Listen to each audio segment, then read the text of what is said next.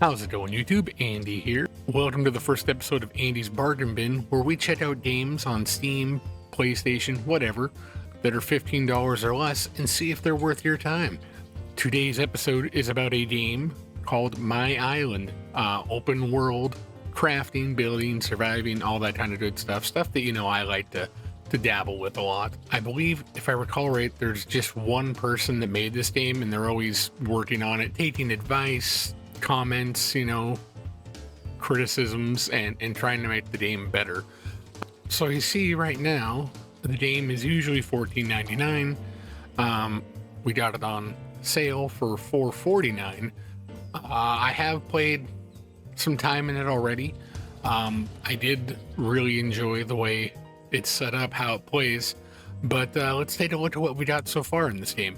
So here we are at the main screen here. They have multiplayer, online, which is kind of cool. They have character options where you can create your own character. So this is the character I made for myself. The hair options, there wasn't a whole lot of options, and the one with the shorter hair looked like I was like, bit of a skullet going on. If you don't know what that is, Google it.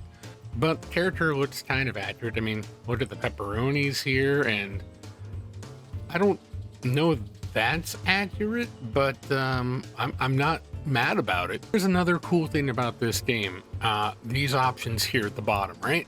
So peace means that there is animals and whatnot, but you can't hunt them and they can't hurt you. I found this out after I constructed weapons, and I put about 20 arrows into a rabbit and it wouldn't die. So I was confused, and I went back out to the main menu and I noticed all this stuff. So you have your PvE, PvP, which, to be honest with you, I'm not even gonna touch. If you ever played PvP, you know how toxic people can be, so we'll probably just avoid this one. PvE though, I did try it a little bit and I got absolutely wrecked by the wildlife. So yeah, we'll stick with peace here and take a look at what we got so far. Welcome to the house. All right, so we've been able to get some stuff, and we now have a stone building. Still kind of working on it. You might be asking yourself, well, what's the axe sticking to? Whatever. Coconuts are great for food and water at the same time, and there's an abundance of them. That being said, I don't know if they're harder to get while you're in PvE or not, because I didn't play a whole lot of the PvE, but yeah. So we got storage chests. We have this sweet stove over here for crafting purposes. Also, I don't know if this is a glitch in the game or not, but I made the stone stuff, and for some reason, I don't know, it says I switched to PvE for a bit, but for some reason these stone walls and floors and stuff, they don't go away. It's kind of weird. So yeah, I don't know if that's a glitch or not, but for some reason I have an endless supply of them now. See, we got guarding going on here now, which is kind of nice. We have water collector. I also like this setup because it just automatically comes in water bottles, which is nice. This was the first place that I built.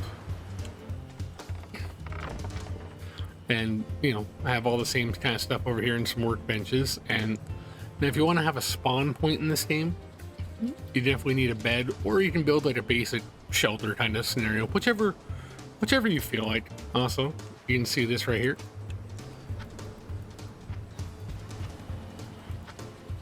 No damage to the rabbits. PETA can't be mad at me. Yeah, and peace mode, the animals don't take any damage.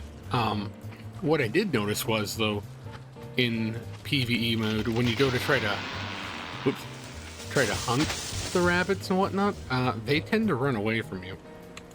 So anyway, your coconuts here, some fiber, pick up the wood, and like I said, coconuts tend to be very plentiful, and I don't know if that changes if you're on PvE. And if it does, I mean, that's not a terrible thing either, because you'll be able to, you know, hunt animals. Just to prove to you that I can't be hurt. Yeah. Yeah. Taste it. Taste the biscuit. Ooh. See? Perfectly safe. The one thing that I have enjoyed is this right here. So, you get your pickaxe, you go find a rock, you start beating the living hell out of it, right? And it takes a little bit, but you get all this stuff. I mean, you get your saltpeter, iron ore, blah, blah, blah, sulfur, and, you know, you need this for, you know, making weapons and other stuff around your house. Also, taking a quick look at the map, I'm pretty sure you can go to all of these places. You can see where we're at. We haven't even been to here or this, I'm assuming, a volcano, or the island just has a really big old butthole. We have a repair bench so you can repair tools. Open crafting here. Now this is kind of cool. A lot of stuff you have the option to make on your own character without needing the bench. But if you go to this, the crafting bench, you can make a flashlight, a sword, pistols, rifle, grenades, and you know, if you're feeling adventurous, some landmines, which is pretty wild to me, I think. You see the yellow over there? That is kind of like a trader. You can go over there and trade items for money or coins. The swimming in this game, is a little weird, yeah. I've also heard, and I don't know, I haven't been able to find it in my crafting options, but apparently there is boats you can make in this game to get you from all the islands quicker and stuff. If it's there, that'd be cool. Definitely make me feel a lot better that I'm not swimming in the open ocean looking like a delicious shark lunch, you know? I mean, just look at me. All juicy and stuff like that. Oh, wow. Yeah, I'm like a buffet out here. Trees like this tend to have more wood on them, which is always a plus. And while you do have a limit of how many items you can carry on you, it doesn't appear that there's any sort of weight restrictions. So that's also nice. And I also don't know if it's just because we're on the peace mode. We don't have to, but I also haven't seen an option where we have to sleep or anything. So I think if you want to party all night in this game, you should be good to go. Here is one of the people you can buy and trade with. Looks kind of like one of the bad guys in an old 007 game, though, doesn't he? So if you don't really need the wood on you, you can sell like just wood, fiber, whatever you want, and you see the prices per unit here. And we sold a bunch of wood and got 240 of the coins, which is definitely nice. And then, you know, you can take a peek here at what you might want to buy. I don't know that it changes. But we gotta get raw meat because we have to make fish bait. And I'll get some animal fat too so I can make wall lights in the stone house. Feeling like you might be getting a leg cramp out here in the islands and you need a little bit of potassium. Chop down one of these fancy trees right here. And look at that. You did a banana. Actually, I think it's like 5 bananas, but yeah, whatever. When you have the building plan, I equipped it into my hotbar. You can choose what you want to build. You hit this thing and there's more options. Key locks, which I'm assuming the key locks are probably if you're on one of the multiplayer servers or whatever, to keep people from stealing your stuff. As well as you have your planters, your workbenches. You can make nails. Cloth is actually really easy to make because all you need is fiber, which is kind of nice. You have your campfire, your fancier campfire, and then your furnace, water collector, fishing rod, all your tools. You even made some fireworks, which is kind of cool. The big backpack, can't make that yet. Well, actually, you know, we could. Let's actually, while we're here, let's make the rope. 5, 10, 15, 20. Make the rope, make the backpack, then we'll see how many slots that also gives us altogether.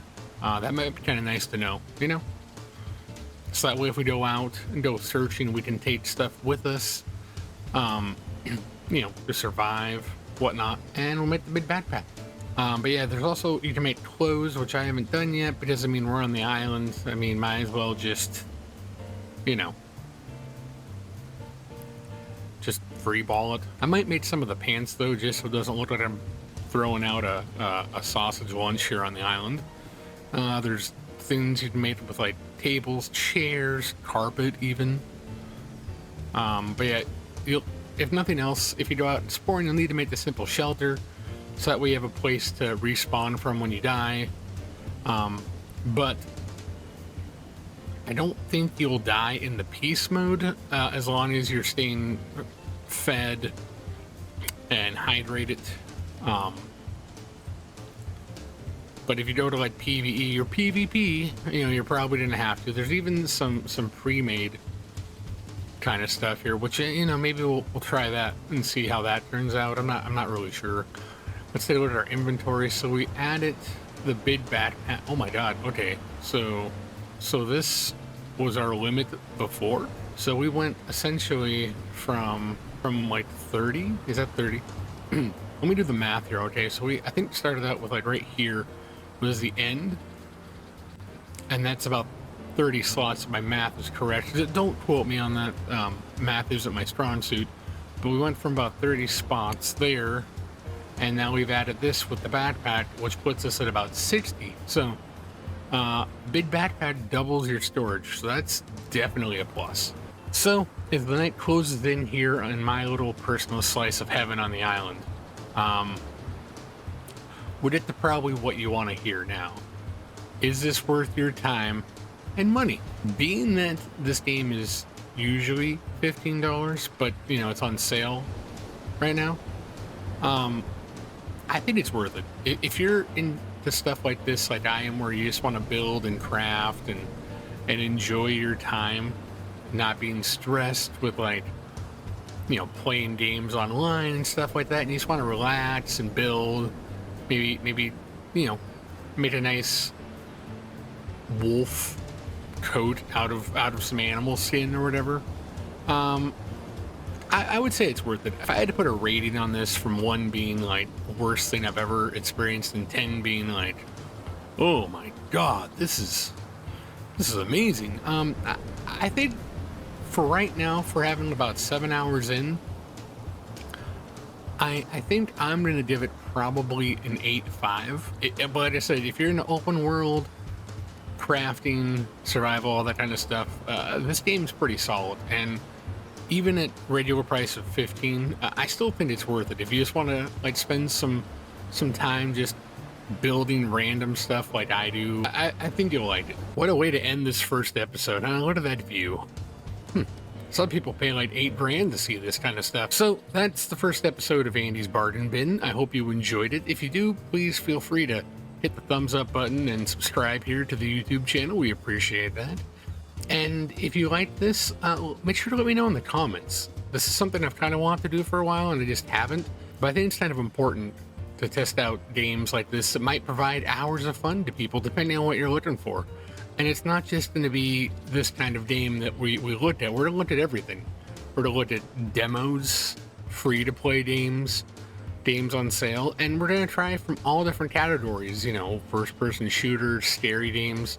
So that way you really get an idea of a game that you might be interested in, that you don't necessarily have to break the wallet to get. So until the next video, this is Andy saying thank you for stopping by, and I hope you enjoyed it.